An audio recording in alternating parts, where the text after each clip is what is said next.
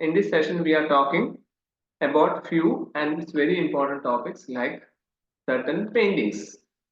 So, ആദ്യമായിട്ട് നോക്കാനുള്ളത് ലാൻജിയോ Saura painting ആണ്. അപ്പൊ ഇതില് നമുക്ക് മനസ്സിലാക്കേണ്ട കാര്യങ്ങൾ ഞാൻ ഓൾറെഡി എല്ലാ സെഷനിലും പറയുന്നതാണ്. നമ്മൾ ഈ ബിഗ് നോട്ട്സ് എന്നുള്ള ഒരു ടോപ്പിക് ഡിസ്കസ് ചെയ്യുന്നത് റീസെന്റ് ആയിട്ട് പത്രത്തിൽ വന്നിട്ടുള്ള ചില സ്ഥലങ്ങളെ കുറിച്ചോ വ്യക്തികളെ കുറിച്ചോ ഇൻസിഡന്റുകളെ കുറിച്ചോ ഒക്കെ ആയിരിക്കും നമ്മൾ ഡിസ്കസ് ചെയ്യുക. We are discussing only current matters in Tuesday and Thursday. അതുകൊണ്ട് തന്നെ ടോപ്പിക് വൈസ് നിങ്ങൾ നോട്ട് ഉണ്ടാക്കുകയോ അല്ലെങ്കിൽ ഇപ്പം നമ്മുടെ കിട്ടുന്ന PDF നോട്ടിന്റെ പ്രിന്റ് ഔട്ട് എടുത്ത് വെച്ചിട്ട് അതിൽ ഹൈലൈറ്റ് ചെയ്ത് പോവുകയാണെങ്കിൽ വളരെ ഈസി ആയിട്ട് എല്ലാ കോമ്പറ്റേറ്റീവ് എക്സാംസിന്റെയും കറണ്ട് അഫയേഴ്സ് നിങ്ങൾക്ക് ക്രാക്ക് ചെയ്യാൻ പറ്റും. അപ്പൊ ഇതിൽ നോക്കിയാൽ മനസ്സിലാവും, ഇന്ത്യ എന്നുള്ള രാജ്യം ലോകത്തിലെ തന്നെ വളരെ ഫേമസ് ആയിട്ടുള്ള ഓൾഡസ്റ്റ് കൾച്ചറൽ ബാക്കപ്പ് ഉള്ള ഒരു രാജ്യമാണ്. അതുകൊണ്ട് തന്നെ അവിടെ കൾച്ചറൽ ആയിട്ടുള്ള പല ഇവന്റുകൾ ലൈക്ക് പെയിന്റിങ്സ്, ലൈക്ക് സിംഗിങ്, പാട്ടുകൾ, ഡാൻസ് ഫോംസ്, അങ്ങനെ പല വെറൈറ്റീസ് സാധനങ്ങളുണ്ടാവും. നിങ്ങൾ ലോകത്തിൽ ഏത് രാജ്യത്തിലേക്ക് പോയാലും ആ രാജ്യത്തിൽ ചെല്ലുമ്പോൾ നിങ്ങളുടെ ഇന്ത്യ എന്ന രാജ്യത്തിനെ ആ രാജ്യക്കാർ തിരിച്ചറിയുകയും ആ തിരിച്ചറിവിന്റെ ഭാഗമായിട്ട് നിങ്ങൾക്ക് ഒരു ചെറിയ റെസ്പെക്ട് കിട്ടുകയും ചെയ്യുന്നു. Why? Because you are having a that much pride heritage. എൻ്റെ ഒരു കോളേജ് പ്രൊഫസർ പറയുന്ന ഒരു ഡയലോഗ് ഉണ്ട്, എന്നെ പഠിപ്പിച്ച സാറ് പറയുന്ന ഡയലോഗ് ഇതാണ്: ഒരു രാജ്യം വളരെ ശക്തമായിട്ട് എത്ര വലിയ പ്രശ്നങ്ങളെ അതിജീവിച്ച് മുന്നോട്ട് പോകണമെങ്കിൽ ആ രാജ്യത്തിന് വളരെ ശക്തമായിട്ടുള്ള ഒരു ഹിസ്റ്റോറിക്കൽ ബാക്കപ്പ് ഉണ്ടായിരിക്കണം, അല്ലെങ്കിൽ അടിസ്ഥാനപരമായിട്ടുള്ള ഒരു പൈതൃകം ഉണ്ടായിരിക്കണം എന്ന് പറയാം. Very strong. ഇപ്പൊ നമ്മുടെ രാജ്യത്തിനെ സംബന്ധിച്ച് 10,000-10,000 വർഷങ്ങൾ ബാക്കിലുള്ള പൈതൃകം നമുക്കുണ്ട്. ഇപ്പൊ നിങ്ങൾ നോക്കി മനസ്സിലാവും, റീസെന്റ് ആയിട്ട് ഉദാഹരണം പറഞ്ഞാൽ പാകിസ്ഥാൻ എന്നൊരു രാജ്യം നമ്മൾ എടുത്തു കഴിഞ്ഞാൽ ഇന്ത്യക്കും പാകിസ്ഥാനും ഒക്കെ സ്വാതന്ത്ര്യം കിട്ടുന്ന ഒരേ ടൈം പീരീഡില്ല. പക്ഷെ അവിടെ ഇപ്പോഴും എന്താണ്, അവിടെ ഇപ്പോഴും അവിടുത്തെ ജനങ്ങൾക്ക് മനസമാധാനത്തോടു കൂടിയോ അല്ലെങ്കിൽ അവിടുത്തെ സർക്കാരിന് മനസമാധാനത്തോടു കൂടി അവരെ ഭരിക്കാൻ പറ്റില്ല. Because they don't have that kind of backup പൈതൃകം. ഇതൊരു വലിയ പ്രശ്നമാണ്. ഓക്കെ, അത് ഓൾമോസ്റ്റ് എല്ലാ രാജ്യങ്ങളെയും നമ്മൾ നോക്കിയാൽ മനസ്സിലാവും ഈ ബാക്കപ്പ് പൈതൃകം ഉണ്ടാവില്ല. അപ്പം ഹിസ്റ്റോറിക്കലി ഒരു ബാക്കപ്പ് ഉള്ളത് വളരെ ഇമ്പോർട്ടന്റ് ആണ്. അപ്പൊ റീസെന്റ് നമ്മുടെ ഇന്ത്യയിലെ ലാൻജിയ സൗറ പെയിന്റിംഗ്, അതിന് ഒരു GI ടാഗ് കിട്ടിയെന്നാണ് ന്യൂസ് വന്നേക്കുന്നത്. അപ്പൊ എന്താണ് GI? ജോഗ്രഫിക്കൽ ഇൻഡിക്കേറ്റർ എന്ന് പറയുന്നത്. അതായത് അതേപോലെ ഒരു സാധനം വേറെ ഭൂമിയിൽ ഈ ജോഗ്രഫി ഇന്ത്യൻ ഭൂഖണ്ഡത്തിൽ അല്ലെങ്കിൽ ലോകത്തിൽ എവിടെ പോയാലും അത് ഇവിടെ മാത്രമേ കാണാൻ പറ്റുള്ളൂ. ഓക്കെ, ഉദാഹരണം പറഞ്ഞു കഴിഞ്ഞാൽ വയനാട്ടിലുള്ള ചില പ്രത്യേക ചെടികൾക്കൊക്കെ നിങ്ങൾ നോക്കിയാൽ മനസ്സിലാവും, വയനാട്ടിലെ പ്രത്യേക ചെടികൾക്ക് ജിയോഗ്രാഫിക്കൽ ഇൻഡിക്കേഷൻ കിട്ടിയിട്ടുണ്ട്. കാരണം എന്താ, ആ ചെടി അവിടെ മാത്രമേ ഇട്ടുള്ളൂ. ഓക്കെ, ഇപ്പൊ ഉദാഹരണം പറഞ്ഞാല് അഗസ്ത്യാർകൂടം എന്നൊരു സ്ഥലമുണ്ട് തിരുവനന്തപുരത്തിനും താഴെ സൗത്ത് സഹ്യാദ്രി മൗണ്ടൻസിന്റെ ആ ഒരു സൈഡില് അഗസ്ത്യാർകൂടം എന്നൊരു വലിയ ട്രക്കിംഗ് സ്പോട്ട് ഉണ്ട്. ട്രക്ക് ചെയ്യാൻ പറ്റും, നിങ്ങൾക്കൊക്കെ പോകാൻ പറ്റും. എനിക്ക് തോന്നുന്നത് എല്ലാ വർഷവും ജനുവരി മാസം അവസാനം ഫെബ്രുവരിയുടെ ഒരു പീക്കിലാണ് യൂഷ്വലി അവിടെ ഒരു ട്രക്കിംഗ് പാക്കേജ് ഉള്ളത്. 19 കിലോമീറ്റർ നടക്കണം. വളരെ ഇൻട്രസ്റ്റിംഗ് ആയിട്ടുള്ള സ്ഥലമാണ്. നിങ്ങൾക്ക് സമയം കിട്ടുവാണെങ്കിൽ പോകാൻ പറ്റും. ആൻഡ് റീസെന്റ് ഇപ്പൊ എനിക്ക് തോന്നുന്നു എല്ലാ മാസവും അവർ ട്രക്കിംഗ് അനൗൺസ് ചെയ്തിട്ടുണ്ട്. നിങ്ങൾക്ക് ടിക്കറ്റ് എടുത്ത് പോകാൻ പറ്റും. 4000 രൂപയ്ക്ക് ടിക്കറ്റ് എടുക്കേണ്ടി വരും. അപ്പൊ എന്താണ് ആ സ്ഥലത്തിന്റെ പ്രത്യേകത എന്ന് വെച്ചാല്, അത് സഹ്യ മൗണ്ടൻസ് അല്ലെങ്കിൽ നമ്മുടെ വെസ്റ്റേൺ ഗാർഡ്സിന്റെ ഒരു വളരെ ഇമ്പോർട്ടന്റ് ഒരു ഏരിയയാണ്. അവിടെ ഉൾക്കാടുകളിൽ ഉള്ള ചില ചെടികൾ, ആ ചെടികൾക്ക് ജോഗ്രഫിക്കൽ ഇൻഡിക്കേഷൻ കിട്ടിയിട്ടുണ്ട്. നമ്മൾ ഈ പറയും, ശരിക്കും പറഞ്ഞാല് മൃത്യുഞ്ജനി എന്നൊക്കെ പറയാം. അതായത് മരിക്കില്ലാത്ത രീതിയിൽ വലിയ വലിയ അസുഖങ്ങൾക്കുള്ള മരുന്നുകൾ, ആയുർവേദ മരുന്നുകൾ ഉണ്ടാക്കാൻ പറ്റുന്ന ചെടികൾ അവിടെ ഉണ്ട്. കോടിക്കണക്കിന് രൂപ വിലയുണ്ട് ഇന്ത്യൻ അല്ലെങ്കിൽ ആയുർവേദ മാർക്കറ്റിൽ. കോടിക്കണക്കിന് രൂപ വിലയുള്ള ആ ചെടികൾ ആ കാടുകളിൽ മാത്രമേ ഉള്ളൂ എന്നാ പറയാം. അപ്പം അവിടെ ചെന്നാലേ അത് കിട്ടുള്ളൂ. അതിനാണ് നമ്മൾ ജോഗ്രഫിക്കൽ ഇൻഡിക്കേഷൻ കൊടുക്കുന്നത്. അപ്പൊ ഈ ന്യൂസിൽ എന്താ പറയുന്നത്, ലാൻജിയ സൗറ പെയിന്റിങ്ങിന് ഒരു ഇങ്ങനെ ഒരു പ്രത്യേകത കിട്ടിയെന്നുള്ളതാണ്. അപ്പൊ എന്താണ് ഈ painting? Oldest tribal art form ആണ്. ഓക്കെ, ഒരു വളരെ ഓൾഡസ്റ്റ് ആയിട്ടുള്ള ഒരു ആർട്ട് ഫോം ആണ്. അന്നത്തെ പഴയ കാലത്തെ കാര്യങ്ങളെ കുറിച്ചൊക്കെ പടം വരച്ചു വെച്ചിരിക്കുന്ന ഒരു കാര്യം മാത്രമാണ്. സോ അതൊരു പ്രത്യേക ട്രൈബൽ കമ്മ്യൂണിറ്റി, ലാൻജിയ സൗറ കമ്മ്യൂണിറ്റി ആണ്. ഓക്കെ, അത് റയഗഡ ജില്ലയില് ഉള്ള ഒരു വളരെ സാധാരണക്കാരായിട്ടുള്ള ട്രൈബൽ വിഭാഗത്തിൽപ്പെടുന്ന ആൾക്കാർ. അപ്പൊ അവര് പ്രത്യേക രീതിയിലുള്ള ക്രിംസൺ ആൻഡ് മെറൂൺ കളേഴ്സില് ചെയ്തു വെച്ചിരിക്കുന്ന ചില ബാക്ക്ഗ്രൗണ്ട് സ്റ്റൈലിൽ വൈറ്റ് പെയിന്റിങ് ചെയ്തു വെച്ചിരിക്കുന്ന പ്രത്യേക ഡിസൈനുകൾ. ഒന്ന് ഗൂഗിൾ അടിച്ച് നോക്കിയാൽ നിങ്ങൾക്ക് മനസ്സിലാവും ലാൻജിയ സൗറ പെയിന്റിങ് എങ്ങനെ ഇരിക്കും. ഓക്കെ, സോ അവരുടെ ആ ഒരു പെയിന്റിങ്ങിന് നമ്മൾ എന്ത് കൊടുക്കുവാണ്? ജോഗ്രഫിക്കൽ ടാഗ് ഇൻഡിക്കേഷൻ കൊടുക്കുക. അതാണ് ഇത് ന്യൂസിൽ വരാനുള്ള ഇമ്പോർട്ടൻസ്. അപ്പൊ ഈ ഒരു ട്രൈബൽ ഗ്രൂപ്പിന് അവർ ഭയങ്കര സോഫ്റ്റ് വൾണറബിൾ ടൈപ്പ് ട്രൈബൽ ഗ്രൂപ്പാണ്. അതുകൊണ്ട് തന്നെ ഗവൺമെന്റ് ഓഫ് ഇന്ത്യ ഇവരെ PVTG എന്നാ വിളിക്കുക. PVTG എന്ന് പറഞ്ഞാൽ വേറൊന്നുമില്ല, പർട്ടിക്കുലർലി വൾണറബിൾ ട്രൈബൽ ഗ്രൂപ്പാണ്. വളരെ സോഫ്റ്റ് ആയിട്ടുള്ള ഹാൻഡിൽ, അവർ വളരെ സെൻസിറ്റീവ് ആൾക്കാർ. ഓക്കെ, സോ ഇത്രയും ന്യൂസുകളാണ് നമുക്ക് ലാൻജിയ സൗറ പെയിന്റിങ്ങിനെ കുറിച്ച് ഓർത്തു വെക്കാനുള്ളത്. So this is very very important news. And the second one is നമ്മുടെ ഗവൺമെന്റ് ഓഫ് ഇന്ത്യക്ക് പോസ്റ്റ് ഓഫീസ് വേണം. നിങ്ങൾക്ക് അറിയാം, പോസ്റ്റ് ഓഫീസ് ഹാൻഡിൽ ചെയ്യാൻ വേണ്ടി ഒരു നിയമം ഉണ്ടാക്കി വെച്ചിട്ടുണ്ട്. That is post office act. ദീപക്കെ ഞാൻ പറയുന്നത് കേൾക്കാൻ പറ്റുന്നുണ്ടോ? ഓക്കെ, കാണാനും പറ്റുന്നുണ്ടോ സ്ക്രീൻ? Yes yes. ആർക്കെങ്കിലും എന്തെങ്കിലും ഡിഫിക്കൽട്ടീസ് ഉണ്ടെങ്കിൽ പറയണം കേട്ടോ. ഞാൻ ഇങ്ങനെ എടുക്കുമ്പോ എനിക്ക് അറിയില്ല നിങ്ങൾക്ക് കേൾക്കാൻ പറ്റുന്നുണ്ടോ, സോ നോക്കല്ല. Okay, so next one is post office act 2023. ഇത് റീസെന്റ് ആയിട്ട് വന്നത്. അപ്പൊ നമുക്ക് ഇപ്പോഴും മനസ്സിലാക്കേണ്ട കാര്യം എന്താ? ഗവൺമെന്റ് ഓഫ് ഇന്ത്യയില് ഒരു നിയമം കൊണ്ടുവരുവാണെങ്കിൽ അത് പാർലമെന്റിൽ ആദ്യം അവതരിപ്പിക്കണം. പാർലമെന്റ് എന്ന് പറഞ്ഞാൽ ഏതാണ്? ലോകസഭയും രാജ്യസഭയും. അവിടെ അവതരിപ്പിച്ച ആ ഒരു ബില്ലെന്നാ പറയാ. ആ ബില്ലിനെ പ്രസിഡന്റിന്റെ അടുത്ത് കൊണ്ടുവന്ന് പ്രസിഡന്റ് അതിൽ സൈൻ ചെയ്യുമ്പോൾ, ഒപ്പുവെക്കുമ്പോൾ ആ ബില്ല് എന്തായിട്ട് മാറുന്നു? ഒരു ആക്ട് ആയിട്ട് മാറും. അപ്പൊ നിങ്ങൾ നോക്കിയാൽ മനസ്സിലാവും, ഇവിടെ പോസ്റ്റ് ഓഫീസ് ആക്ട് എന്ന് എഴുതിയേക്കണം, എന്നാൽ താഴെ പറയുമ്പോൾ പോസ്റ്റ് ഓഫീസ് ബില്ല് എന്നാ പറയുന്നത്. ഇതാണ് ഞാൻ പറഞ്ഞ വ്യത്യാസം. അപ്പം president of India gave assent to the post office bill. അപ്പൊ ഇത് എന്തായിട്ട് മാറി? ആക്ട് ആയി. അപ്പൊ ഇതുവരെ നമ്മൾ എന്താ ഉപയോഗിച്ചുകൊണ്ടിരുന്നത്? ഇതുവരെ ഇന്ത്യക്കാർ ഉപയോഗിച്ചുകൊണ്ടിരുന്നത് ഇന്ത്യൻ പോസ്റ്റ് ഓഫീസ് ആക്ട് 1898 ആയിരുന്നു. അതിനെയാണ് നമ്മളിപ്പോൾ റീപ്ലേസ് ചെയ്തത്. ഓക്കെ, അപ്പം ഈ നിയമം ഡിസംബർ 23 നിലവിൽ വരുന്നു. അതിന്റെ മെയിൻ ലക്ഷ്യങ്ങൾ എന്തൊക്കെ നമുക്ക് നോക്കാം. ഒന്നുമില്ല, നിങ്ങൾക്ക് അറിയാം, ഇപ്പോ ഇന്ത്യയുടെ പോസ്റ്റ് ഓഫീസ് വളരെ മോഡേണൈസ് ആയി, വളരെ ഫാസ്റ്റ് ആണ്. പൈസ അല്ലെങ്കിൽ നമ്മുടെ സാമ്പത്തികമായിട്ടുള്ള പേയ്മെന്റ് ബാങ്കിങ് പോലത്തെ സൗകര്യങ്ങൾ വരെ ഇൻക്ലൂഡ് ചെയ്തു. വളരെ വിശാലമായിട്ടുള്ള സെറ്റപ്പിലേക്ക് മാറി. നമ്മൾ കത്തയക്കുന്ന പരിപാടി മാത്രമല്ല, ഇപ്പം ഓൺലൈൻ ആയിട്ടുള്ള പരിപാടികൾ അതിലേക്ക് കൊണ്ടുവരുക. സോ അതിന്റെ ഭാഗമായിട്ടാണ് ഈ ബില്ല് വന്നത്. പുതിയ ബില്ല് വരുന്നതോടുകൂടി ഒത്തിരി കാര്യങ്ങൾ, പ്രിവിലേജുകൾ കിട്ടുന്നുണ്ട്. ഓക്കെ, അതിൽ മാത്രമല്ല, അതിൽ ചില അപ്പോയിന്റ്മെന്റിൽ വ്യത്യാസം വന്നു. ഏതൊക്കെയാ? Director general of postal service will be appointed by the appointed to the head of India post. Okay, അയാൾക്ക് തീരുമാനം എടുക്കാം. അങ്ങനെ ഒരു അതോറിറ്റിയെ വെച്ച് നമ്മുടെ ഇന്ത്യൻ പോസ്റ്റ് ഓഫീസിനെ ഹാൻഡിൽ ചെയ്യാനുള്ള പരിപാടിയാണ്. Okay, so rest of the points is just story, you can read. ഇവിടെ ഈ പോസ്റ്റ് ഓഫീസുമായിട്ട് ബന്ധപ്പെട്ട് എനിക്ക് വേറൊരു ഇമ്പോർട്ടന്റ് പോയിന്റ് പറയാനുണ്ട്. നിങ്ങൾ നോക്കിയാൽ മനസ്സിലാവും, ഈ പോസ്റ്റ് ഓഫീസുകളെ നമ്മൾ ഒരു ബാങ്ക് ആക്കി മാറ്റിയാൽ, സാധാരണഗതിയിൽ ഒരു ബാങ്കിലേക്ക് നിങ്ങൾ ചെല്ലുവാണെങ്കിൽ ബാങ്കിൽ ഒരു മാനേജർ ഉണ്ടാവും, ഒരു ക്ലർക്ക് ഉണ്ടാവും, പിന്നെ ഒരു പിയൂൺ സ്റ്റാഫ് ഉണ്ടാവും. ഈ 3 പേരാണ് ഒരു ബാങ്കിന്റെ മെയിൻ ആൾക്കാർ. അപ്പൊ ശരിക്കും പറഞ്ഞാൽ പോസ്റ്റ് ഓഫീസിലേക്ക് നിങ്ങൾ ചെന്ന് കഴിഞ്ഞാൽ ഒരു പോസ്റ്റ് മാസ്റ്റർ ഉണ്ടാവും, പിന്നെ ഒരു പോസ്റ്റ് മാൻ ഉണ്ടാവും, പിന്നെ ഒരു ക്ലീനിങ് സ്റ്റാഫ് ഉണ്ടാവും. അപ്പൊ ശരിക്കും പറഞ്ഞാൽ ഈ പോസ്റ്റ് ഓഫീസിനെ വേണമെങ്കിൽ ഗവൺമെന്റ് ഓഫ് ഇന്ത്യക്ക് എന്തായിട്ട് മാറ്റാൻ പറ്റും? ഒരു ബാങ്ക് ആയിട്ട് മാറ്റാൻ പറ്റും, കമ്പ്യൂട്ടറൈസ് ചെയ്താൽ മതി. അങ്ങനെ ചെയ്യുവാണെങ്കിൽ ഇന്ന് ഇന്ത്യയിലെ എല്ലാ മുക്കിലും മൂലയിലും പോസ്റ്റ് ഓഫീസ് ഉണ്ട്.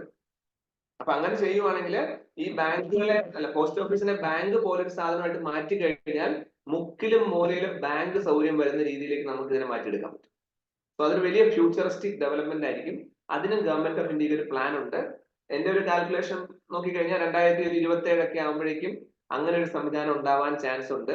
അങ്ങനെ വന്നു കഴിഞ്ഞാൽ ഈ ഇന്ത്യയിലുള്ള എല്ലാ മുക്കിലും മൂലയിലും ബ്രാഞ്ചുകളുള്ള ഒരു വലിയ ബാങ്ക് പോലുള്ള സംവിധാനമായിട്ട് ഇന്ത്യ പോസ്റ്റ് മാറും. അങ്ങനെ മാറുന്ന ഇന്ത്യ പോസ്റ്റിന്റെ ഉള്ളിലേക്ക് സ്റ്റേറ്റ് ബാങ്ക് ഓഫ് ഇന്ത്യയും മറ്റ് ബാങ്കുകളെയും കൂടെ മേർജ് ചെയ്താൽ ലോകത്തിലെ ഏറ്റവും വലിയ ഫിനാൻഷ്യൽ സ്ഥാപനമായിട്ട് നമ്മുടെ ഇന്ത്യ പോസ്റ്റ് മാറും എന്നാണ് പറയാം. ഞാൻ ഒരു തമാശ പറയുന്നതല്ല, ഗവൺമെന്റ് ഓഫ് ഇന്ത്യക്ക് അങ്ങനെ ഒരു പ്ലാൻ ഉണ്ട്. So just keep it in mind. ഇതിന്റെ ഭാഗമായിട്ടാണ് റീസെന്റ് ആയിട്ട് ഇങ്ങനെ ഒരു ബില്ല് വന്നതെന്നും കൂടി ഞാൻ വിചാരിക്കുന്നു. സോ ലെറ്റ്സ് സീ, നമുക്ക് അടുത്ത 4 വർഷത്തിനുള്ളിൽ അറിയാൻ പറ്റും. അടുത്ത ഇമ്പോർട്ടന്റ് പോയിന്റ് ആണ് third point is about the FPI, foreign portfolio investors. വാക്കിൽ തന്നെ നിങ്ങൾക്ക് മനസ്സിലാവും, ഫോറിൻ രാജ്യങ്ങളിലുള്ളവർക്ക് ഇന്ത്യയിലുള്ള കമ്പനികളിൽ ഇൻവെസ്റ്റ് ചെയ്യാം. അപ്പൊ അതിനെ നമ്മൾ വിളിക്കുന്ന വേറൊരു വാക്കാണ് FDI, ഫോറിൻ ഡയറക്ട് ഇൻവെസ്റ്റ്മെന്റ് എന്ന് പറയും, FDI. ഇപ്പൊ ഞാനൊരു ഉദാഹരണം പറയാം. 1960, 60-65 കാലഘട്ടത്തിൽ 1960s ഇന്ത്യക്ക് സ്വന്തമായിട്ട് പറയാവുന്ന രീതിയിൽ ഒരു ബൈക്ക് കമ്പനി ഉണ്ടായിരുന്നില്ല. ബൈക്ക് ഇല്ല. അതായത് നമ്മൾ യൂസ് ചെയ്യുന്ന സ്കൂട്ടർ, ബൈക്ക് പോലുള്ള കമ്പനികൾ ഇന്ത്യയിൽ ഇല്ല. അപ്പൊ ശരിക്കും പറഞ്ഞാല് അങ്ങനെയുള്ള ഒരു കമ്പനി തുടങ്ങാൻ ഇന്ത്യ ഗവൺമെന്റ് പ്ലാൻ ചെയ്യുക. അങ്ങനെ തുടങ്ങാൻ വേണ്ടി പ്ലാൻ ചെയ്യുന്ന ഭാഗമായിട്ടാണ് ഇന്ത്യയിൽ നോക്കിയപ്പോ ഇന്ത്യയിലേക്ക് വന്ന് അങ്ങനെ ഒരു കമ്പനി തുടങ്ങാൻ ആഗ്രഹമുള്ള ഒരാളായിട്ട് ജപ്പാനിൽ നിന്നൊരു കമ്പനി വരുവാണ്. ഹോണ്ട എന്നൊരു കമ്പനി ഇന്ത്യയിൽ വന്ന് അവരുടെ ബ്രാഞ്ച് തുടങ്ങാൻ പ്ലാൻ ചെയ്യണം. അപ്പൊ ഗവൺമെന്റ് ഓഫ് ഇന്ത്യ പറഞ്ഞു അത് പറ്റില്ല, നിങ്ങൾക്ക് ഇവിടെ വന്ന് തുടങ്ങാനുള്ള അവസരം തന്നാൽ ഇവിടെയുള്ള തുടങ്ങാൻ പ്ലാനുള്ള കമ്പനികൾക്ക് പിന്നെ വളരാൻ പറ്റില്ല. അതുകൊണ്ട് നിങ്ങളൊരു കാര്യം ചെയ്യൂ, ഇവിടെയുള്ള നിങ്ങൾക്ക് ഇഷ്ടമുള്ള ഏതെങ്കിലും നിങ്ങളുമായിട്ട് ബന്ധപ്പെട്ട് കിടക്കുന്ന ഏതെങ്കിലും കമ്പനികളുമായിട്ട് ഷെയർ ചെയ്ത് ഒരു ജോയിന്റ് വെഞ്ചർ ആയിട്ട് കമ്പനി തുടങ്ങിക്കോളാൻ പറയാം. അപ്പം ഹോണ്ട കമ്പനി ഇന്ത്യയിലേക്ക് വന്ന് ഇവിടെയുള്ള ഹീറോ എന്ന കമ്പനി ഉണ്ട്. അന്ന് ഹീറോ സൈക്കിൾ ഉണ്ടാക്കുന്ന ഒരു ഇന്ത്യൻ കമ്പനി ഉണ്ടായിരുന്നു. അതിന്റെ പേരാണ് ഹീറോ സൈക്കിൾസ്. ആ ഹീറോ സൈക്കിൾസുമായിട്ട് ഹോണ്ടാസ് ബൈക്ക് കമ്പനി ടൈപ്പിൽ വരികയും അവര് ഹീറോ ഹോണ്ട എന്ന പേരിൽ ഇന്ത്യയിൽ ബൈക്കുകൾ ഇറക്കാൻ തുടങ്ങുകയും ചെയ്തു.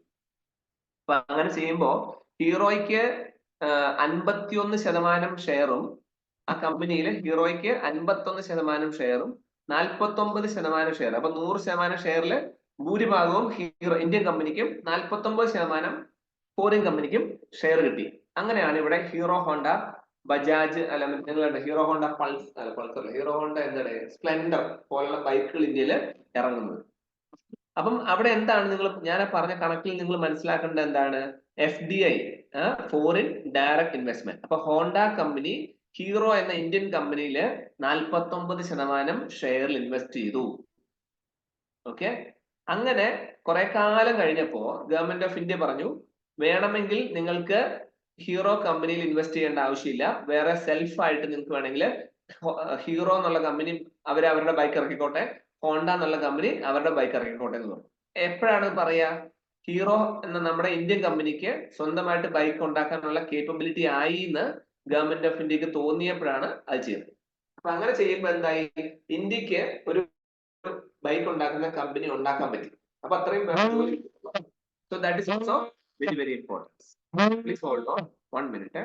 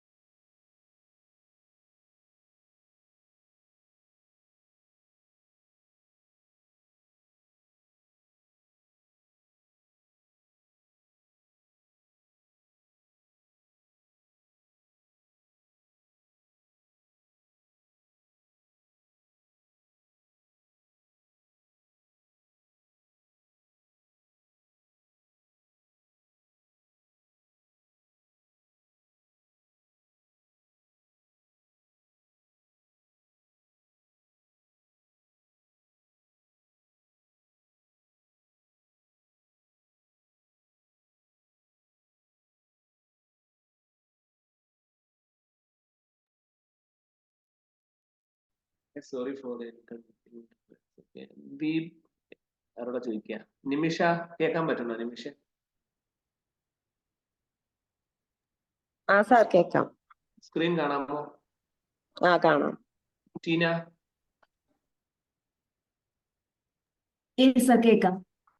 ചീന ഹീറോ ഹോണ്ട കമ്പനി എങ്ങനെയാ ഇന്ത്യയിൽ എത്ര ശതമാനം ഷെയർ ഇട്ടാണ് വന്നേക്കുന്നത്? 51%.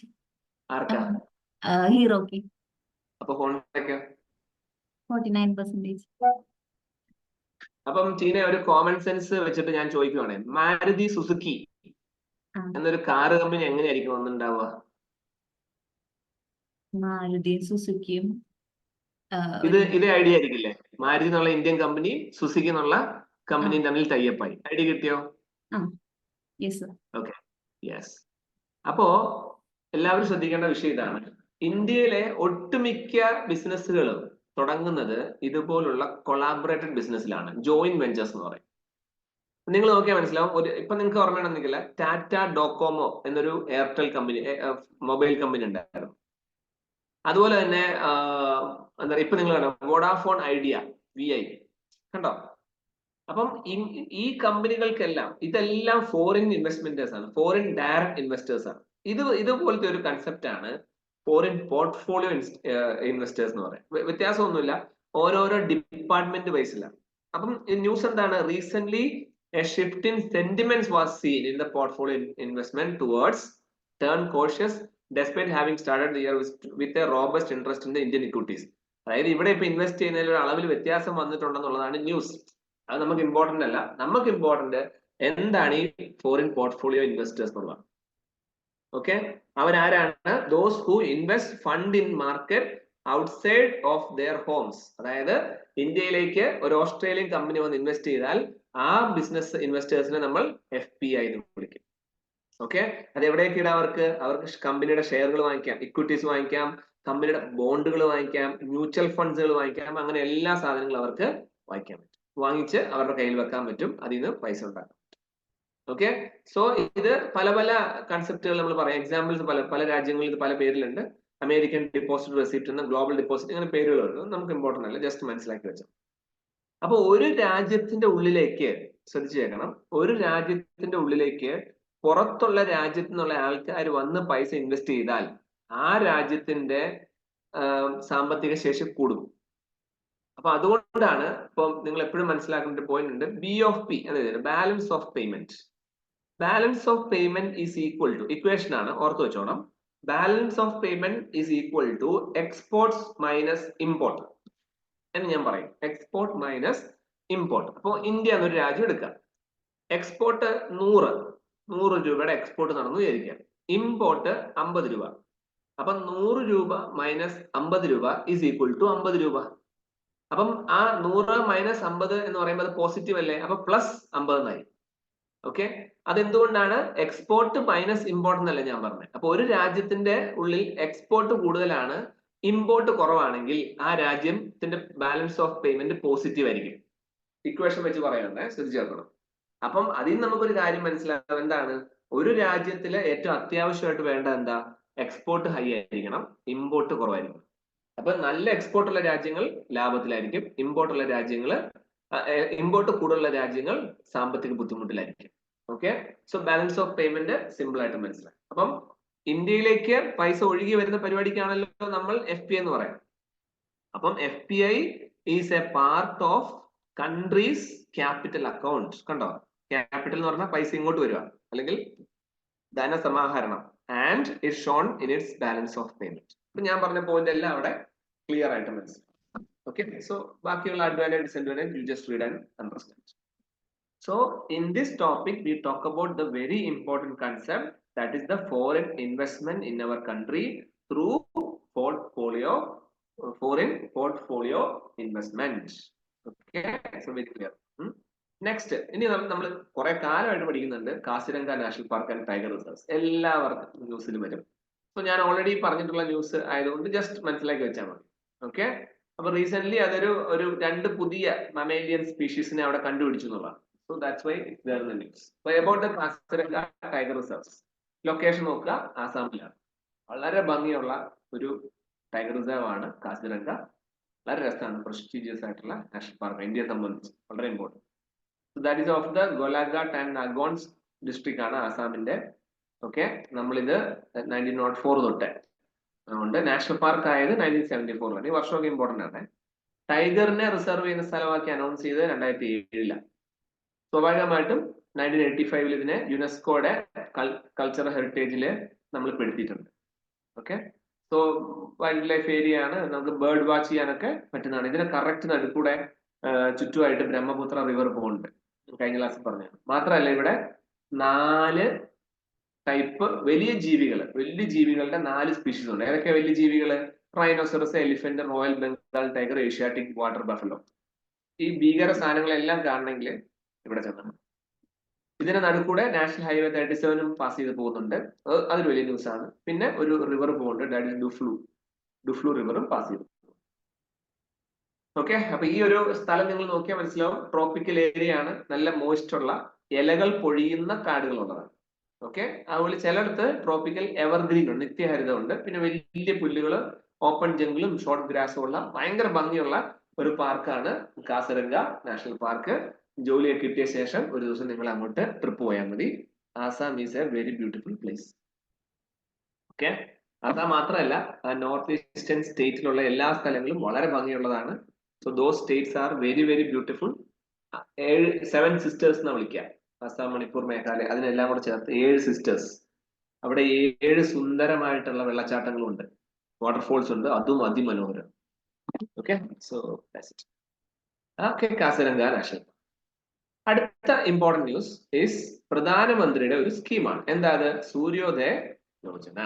സൂര്യോദയ റീസെന്റ് അനൗൺസ് ചെയ്തിട്ടുള്ളതാണ്. അപ്പൊ ഏത് വർഷം? ജനുവരി മാസം 2022.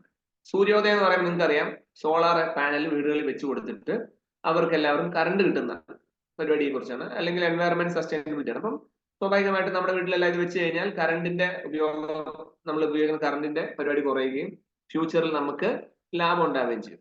അപ്പൊ ഞാൻ റീസെന്റ് ഒരു പത്രത്തിൽ വായിച്ച ന്യൂസ് എനിക്ക് ഭയങ്കര ഇൻട്രസ്റ്റിംഗ് ആയിട്ട് തോന്നിയതാണ്.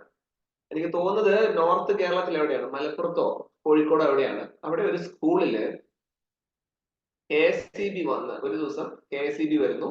ആ KSEB വന്നിട്ട് ആ സ്കൂളില് കറണ്ട് ബില്ല് അടയ്ക്കാത്തത് കൊണ്ട് ആ സ്കൂളിന്റെ കറണ്ട് ഫീസ് ഊരിക്കൊണ്ടുപോയി. അപ്പൊ സ്കൂൾ കുട്ടികൾ പഠിക്കുന്നതല്ലേ, അപ്പൊ ഊരിക്കൊണ്ടുപോയി. അപ്പൊ ഭയങ്കര വലിയ പ്രശ്നമായി, ബഹളായി. അപ്പൊ അവിടെ ഒരാള്, ഒരു ചെറുപ്പക്കാരൻ, ആ സ്കൂളിന്റെ PTA മെമ്പറായിരുന്നു. അപ്പൊ PTA മെമ്പർ ആയ അയാളുടെ ഫ്രണ്ട്സ് എല്ലാം കൂടെ ചേർന്ന് പിന്നീട് 1.5 വർഷം കൊണ്ട് ആ സ്കൂളില് സോളാർ പാനലുകളെല്ലാം ഫിറ്റ് ചെയ്ത് ആ സ്കൂളിനെ 1 രൂപ പോലും KSEBക്ക് പൈസ കൊടുക്കാതെ തന്നെ സ്കൂളിന്റെ എല്ലാ ചെലവുകളും സോളാർ പാനൽ വെച്ച് ചെയ്യുന്ന രീതിയിലേക്ക് ആ സ്കൂളിനെ മാറ്റിയെടുത്തു. റീസെന്റ് ആയിട്ട് പത്രത്തിൽ വാർത്ത വന്നത്, ആ സ്കൂളിന് വേണ്ട കറണ്ടിനേക്കാൾ കൂടുതൽ കറണ്ട് സോളാർ വഴി കിട്ടുന്നത് കൊണ്ട് ബാക്കി വന്ന കറണ്ട് KSEBക്ക് അങ്ങോട്ട് കൊടുത്ത് പൈസ വാങ്ങിക്കും എന്നുള്ളൊരു സിറ്റുവേഷനിലേക്ക് വരുന്നുള്ളതാണ്. So that is a revolution. ഇതൊക്കെയാണ് മുന്നിൽ കണ്ടിട്ടാണ് പ്രധാനമന്ത്രിയുടെ സൂര്യോദയ യോജന ലോഞ്ച് ചെയ്തിരിക്കുന്നത്. So it's very very important. Okay, so ബാക്കി കഥകളും കുറച്ച് കണക്കുകളുമാണ് നിങ്ങൾ വായിച്ചത്, സോളാർ പാനൽ വെക്കുന്നതുമായിട്ട് ബന്ധപ്പെട്ടുള്ള. Next, exercise desert night. Exercise എന്ന് പറയുമ്പോൾ തന്നെ ഇന്ത്യയിലെ ആർമി, നേവി, എയർഫോഴ്സ്, ഇവർ 3 പേര് എന്തെങ്കിലുമൊക്കെ ഒരു എക്സസൈസ് ചെയ്യുന്നതിന്റെ ഭാഗം, എക്സസൈസ് എന്ന് പറഞ്ഞാൽ നിങ്ങൾ വെറുതെ യോഗ ചെയ്യുന്ന പരിപാടിയല്ല, ഇവരുടെ വെപ്പൺസ് ഒക്കെ ഉപയോഗിച്ചൊന്ന് ട്രയൽ നോക്കും, ട്രയൽ റൺ. ഇതിനെയാണ് നമ്മൾ എക്സസൈസ് എന്ന് പറയുന്നത്. അപ്പൊ ഡെസേർട്ട് നൈറ്റ് എന്ന് പറയുമ്പോൾ നിങ്ങൾ മനസ്സിലാക്കിയിട്ടുണ്ടോ എന്തായിരിക്കും? അത് ഡെസേർട്ട് ഏരിയയിൽ ആയിരിക്കും പ്ലാൻ ചെയ്തിട്ടുണ്ടാവുക. സോ ഇന്ത്യൻ എയർഫോഴ്സും IAF-ഉം ഓക്കെ, ആരുമായിട്ട്? ഫ്രഞ്ച് എയർഫോഴ്സും യുണൈറ്റഡ് അറബ് എമിറേറ്റ്സിന്റെ എയർഫോഴ്സും തമ്മിൽ ചേർന്ന് ഒരു പരിപാടി നടത്തി. ഓക്കെ, ഇതിനെയാണ് ഡെസേർട്ട് നൈറ്റ് എന്ന് പറയുന്നത്. അപ്പൊ ഇതില് പല സമയത്തും പലരും പങ്കെടുത്തു. ഇപ്പോ 2 പേരാണെങ്കിൽ ബൈലാറ്ററൽ എയർ എക്സസൈസ്, ആകാശത്ത് വെച്ചിട്ട് 2 രാജ്യങ്ങൾ തമ്മിൽ, ഏതൊക്കെ? ഇന്ത്യയും ഫ്രാൻസും. ഓക്കെ, അതില് ഫ്രഞ്ച് എന്ന് പറയുമ്പോൾ നമുക്കറിയാം, നമ്മൾ ഫ്രാൻസിൽ നിന്നാണ് റാഫേൽ എയർക്രാഫ്റ്റ് വാങ്ങിച്ചത്. അപ്പൊ അതിനെ ഒന്ന് ടെസ്റ്റ് ചെയ്യാൻ വേണ്ടി ഒക്കെ നമ്മൾ, അതുപോലെ തന്നെ UAE ആയിട്ട് മൾട്ടി റോൾ ടാങ്കർ ട്രാൻസ്പോർട്ട്, നമ്മൾ ടാങ്കർ ഉപയോഗിച്ചിട്ടുള്ള, അതുപോലെ F-16 എയർക്രാഫ്റ്റ് ഉപയോഗിച്ചുള്ള ഫൈറ്റ് നമ്മൾ പ്ലാൻ ചെയ്തു. അപ്പൊ ഇവർ മറ്റു രാജ്യങ്ങളുമായിട്ട് ക്ലബ് ചെയ്ത് ചെയ്യുമ്പോൾ എന്താണെന്നറിയോ, നാളെ പെട്ടെന്ന് എന്തെങ്കിലും ഒരു അത്യാവശ്യം വന്നാൽ ഇത് കോർഡിനേറ്റ് ചെയ്യാനുള്ള ഒരു സൗകര്യത്തിന് വേണ്ടിയാണ് ഇങ്ങനെ ചെയ്യാൻ. ഓക്കെ, സോ അതാണ് എക്സസൈസ് ഡെസേർട്ട് നൈറ്റ്. അപ്പൊ ഇന്ത്യക്ക് വേണ്ടി പോയതായിരിക്കാം Su-30 MKI, MiG-29 പോയി, ജാഗൂർ പോയി. ഓക്കെ, അവാക്സ് പോയി. അവാക്സ് ഒരു ഗ്രൂപ്പ് ഓഫ് ആണ്. C-130J പോയി, air to air refuel aircraft. ആ ഭയങ്കര രസം. Air to air refuel aircraft എന്ന് പറഞ്ഞാല് ആകാശത്ത് വെച്ച് പെട്രോൾ അടിക്കുക അവര്. അതായത് ഒരു വലിയ വിമാനം ആകാശത്ത് പറന്നു പോവാണ്. അപ്പൊ അതിന്റെ ബാക്കിൽ നിന്ന് ഒരു ചെറിയ ട്യൂബ് പോലത്തെ ഒരു സാധനം പുറത്തേക്ക് വീഴും. അപ്പം വേറൊരു വിമാനം വന്നിട്ട് അതിന്റെ ഫ്രണ്ട് കൊണ്ടുപോയി ആ ട്യൂബിന്റെ അറ്റത്ത് കറക്റ്റ് ആയിട്ട് പ്ലേസ് ചെയ്ത് അത് വെച്ച് എയറിൽ വെച്ച് അവർ റീഫ്യൂൽ ചെയ്യും. കാരണം ഒരു വിമാനത്തിന്റെ അകത്ത് നിങ്ങൾ ആലോചിക്കുക, ഒരു 10 മണിക്കൂർ പോകാനുള്ള ഫ്യൂവൽ ഉണ്ടെങ്കിൽ പിന്നെ അത് ലാൻഡ് ചെയ്ത് ഫില്ലടിച്ച് വേണം അടുത്ത് പൊങ്ങി പോകാൻ. അപ്പൊ അത് എയർ വെച്ച് ചെയ്യുവാണെങ്കിൽ എളുപ്പമുണ്ടല്ലോ. ഇന്ത്യക്ക് അങ്ങനെ എയർ ഫ്യൂൽ എയർക്രാഫ്റ്റ് ഒക്കെ ഉണ്ട്. സോ ഇതൊക്കെ നമ്മൾ ട്രയൽ ചെയ്തു. Okay, then rest of the story നിങ്ങൾക്ക് വായിക്കാം. ഇതിന്റെ പേരുകൾ ഇട്ടിട്ടുണ്ട് കേട്ടോ. വരുണ കേൾക്കുമ്പോൾ അറിയാം നേവി ഉണ്ടാവും. ഗരുഡ എന്ന് പറയുമ്പോൾ എയർ ആയിരിക്കും. ശക്തി ആർമി. പേരിൽ നിന്ന് തന്നെ കോമൺ സെൻസ് ഉപയോഗിച്ച് ഗസ് ചെയ്യാനുള്ള ഒരു ബുദ്ധി നിങ്ങൾക്ക് ഉണ്ടാവും. Okay, so in this topic നമുക്കൊന്ന് റിവൈസ് ചെയ്യാം. Today's topic we talk about the first most important painting, Lanjia Saura painting. Okay, GI tag ഉണ്ട്. സെക്കൻഡ് ഈസ് ഞാൻ പറഞ്ഞ കൺസെപ്റ്റ് ആണ് post office act 2023. Third one is foreign portfolio investors, നന്നായിട്ട് മനസ്സിലാക്കുക. Fourth one is Kaziranga national park. Fifth one is Suryodaya. Okay, and six one is exercise desert night. Okay, so ഇത്രയും points ആണ് നമുക്ക് ഈ നോട്ടിൽ പഠിക്കാനുള്ളത്. ഞാൻ ക്ലാസ് സ്റ്റാർട്ട് ചെയ്യാൻ കുറച്ച് ഡിലേ വന്നതുകൊണ്ട് എനിക്ക് കുറച്ച് സമയം കൂടെ നിങ്ങളുടെ എക്സ്ട്രാ എടുക്കുന്നുണ്ട്. നിങ്ങൾക്ക് ആർക്കെങ്കിലും വിശക്കുന്നുണ്ടെങ്കിൽ ഭക്ഷണം കഴിച്ചുകൊണ്ട് എന്റെ ക്ലാസ് കേട്ടാലും മതി, കുഴപ്പമില്ല. So I'm moving to the next PDF. അടുത്തേക്ക് വരാം. സോ ഇതുവരെ പറഞ്ഞതിൽ എന്തെങ്കിലും സംശയങ്ങളുണ്ടോ? അക്ഷത, മിത്രൻ?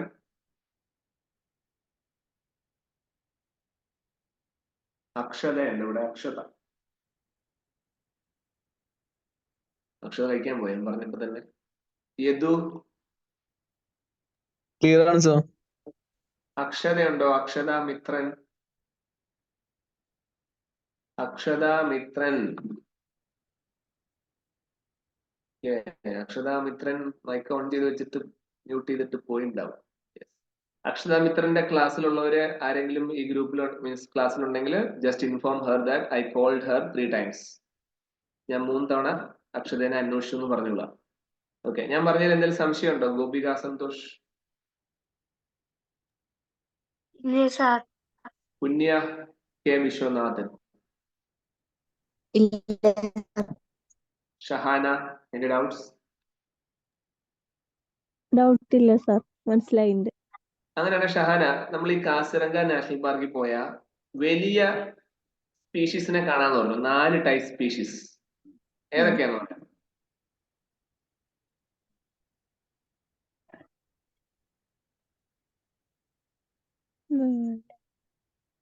ഡൗട്ട് ഇല്ലെങ്കിൽ പറയണ്ടേ ഷഹാനെ?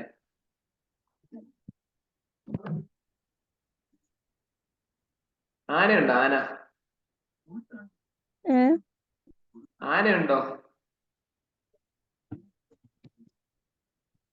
ഈ കാസിറംഗ നാഷണൽ പാർക്കിൽ പോയാൽ ഏറ്റവും ഇമ്പോർട്ടന്റ് ആയിട്ട് നമ്മൾ കാണേണ്ട ഏത് സാധനത്തിനെയാണ്?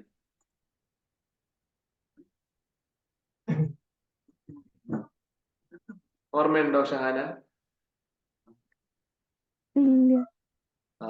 ശ്രദ്ധിച്ചിരിക്കണ്ടേ? ശ്രീലക്ഷ്മി, കാസിറംഗയിൽ 4 വലിയ സ്പീഷീസുകൾ ഏതൊക്കെയാ? Elephant, buffalo, rhinoceros, tiger. എന്ത് ടൈഗറാ? എന്ത് ടൈഗറാ? സാധാ ടൈഗർ അല്ല അവിടെ. സ്പെസിഫൈ ചെയ്തിട്ടുണ്ടല്ലേ? അതെന്താ അറിയാവോ ശ്രീലക്ഷ്മി? ഇന്ത്യയുടെ എംബ്ലം അല്ലെങ്കിൽ നമ്മുടെ നാഷണൽ എംബ്ലം എന്ന് പറയുന്ന സാധനം അല്ലെങ്കിൽ നാഷണൽ ആനിമൽ എന്ന് പറയുന്നത് റോയൽ ബംഗാൾ ടൈഗറാണ്. ഈ റോയൽ ബംഗാൾ ടൈഗറിന് പ്രത്യേകത എന്താ വെച്ചാൽ അതിന് ഭയങ്കര വലിപ്പമാണ്. ലോകത്തിൽ ഒരിടത്തും അത്രയും വലിപ്പമുള്ള ടൈഗർ ഇല്ല. മനസ്സിലായ? അപ്പൊ അത് തന്നെ ഒരു ഭംഗിയാണ്. പ്ലസ് ശ്രീലക്ഷ്മി പറഞ്ഞാൽ ശരിയാ, 1 ഹോൺ റൈനോസറസ്, ഒറ്റ കൊമ്പുള്ള റൈനോസറസ്, അതാണ് പ്രത്യേകത കാസിറംഗയുടെ. പിന്നെ ഉള്ളത് നമ്മുടെ എലഫന്റും പിന്നെ വെള്ളത്തിൽ ഫുൾ ടൈം കിടക്കുന്ന വലിയ ബഫലോസും ഉണ്ട്. Okay, so that's the game. ഞാനിങ്ങനെ ചുമ്മാ കേട്ട് നിങ്ങൾ പോവാന്നുള്ളത് എനിക്ക് അറിയാം, അത് ശ്രദ്ധിക്കണം.